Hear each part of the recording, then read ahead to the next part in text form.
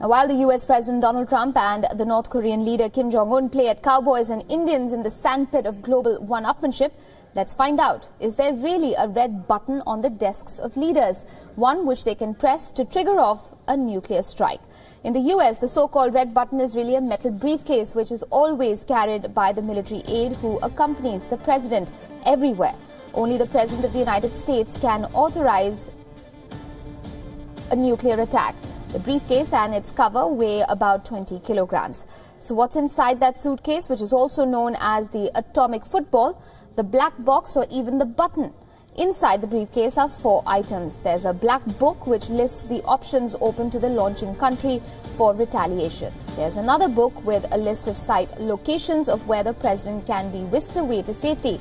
Then there's a folder containing a description of procedures for the emergency alert system. And finally, there's a small card with authentication codes on it. Now comes the strike, and here's how it goes.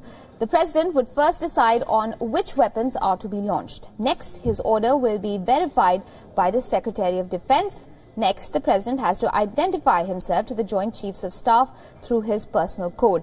It's only after all these steps that nuclear weapons would be launched. Procedures vary slightly in different countries. But there you have it. It's not as easy as President Trump and the North Korean leader Kim Jong-un would have us believe. In short, the red button doesn't exist. It's a visual image out of the movies, a metaphor to imply that all power rests in the highest office, that of the Prime Minister or President. All right, joining us on the broadcast this evening is Paul Beaver. He's a defense consultant joining us from London. Good evening, Mr. Beaver. Thanks very much for speaking with us here at WION. What do you make of all these allusions to launch buttons, courtesy Kim Jong-un and Donald Trump? Is any of this believable, or is this just part of a bigger narrative of more bluster and lesser, let's say, input as far as the reality goes?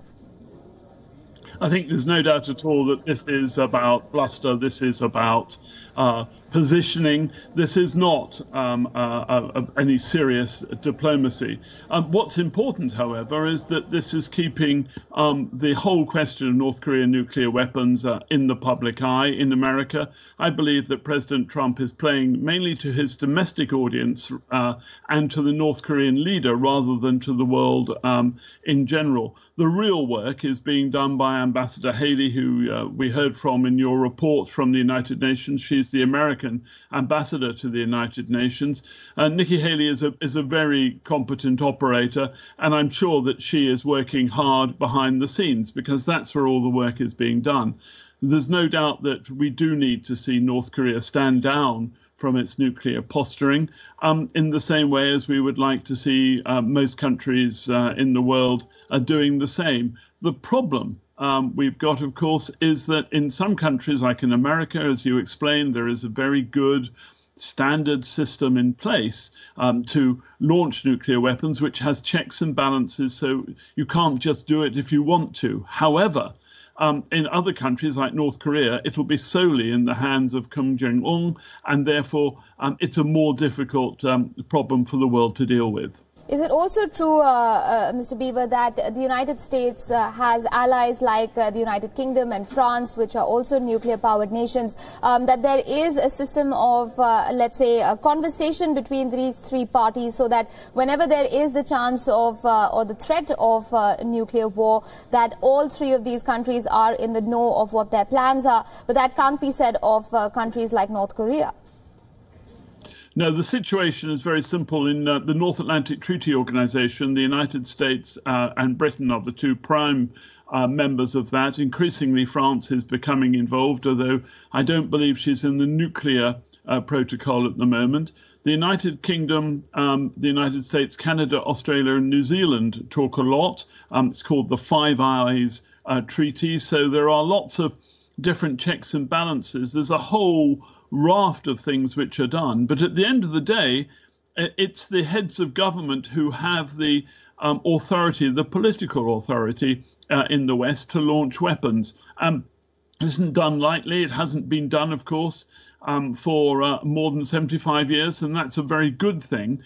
Deterrence is all about being able to do it. So you really want your enemy or your potential enemy or somebody who is going to threaten you to understand that if they do launch nuclear weapons, then there is a situation which is very simple.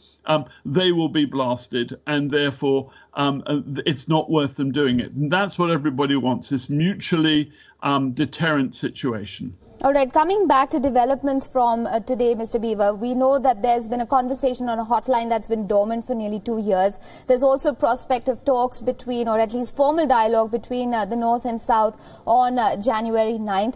And yet we see President Trump tweeting as he usually does. We've seen Nikki Haley saying that the talks will mean nothing at all unless the North denuclearizes entirely.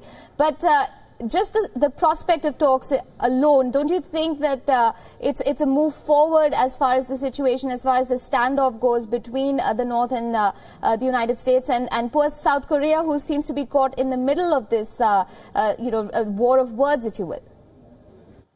We have to remember that the Korean War, which was fought between 1950 and 1953, hasn't formally ended. So there's still a state of hostility between the North and the South. In fact, between the North and the United Nations, because it was the United Nations troops coming from America, from Australia, from Britain, from other countries around the world, which fought that war. So anything in terms of dialogue between the North and the South is really important.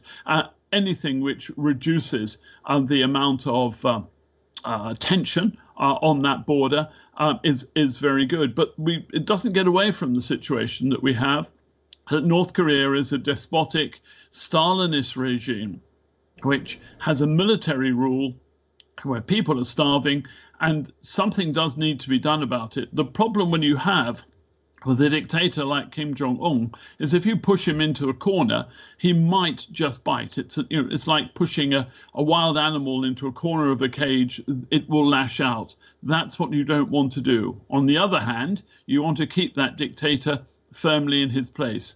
So it's a real test of the diplomatic and professional political skills of America, because America is currently leading the world on this, and to a certain extent countries like South Korea, China and Japan, who have a very, very big stake in this.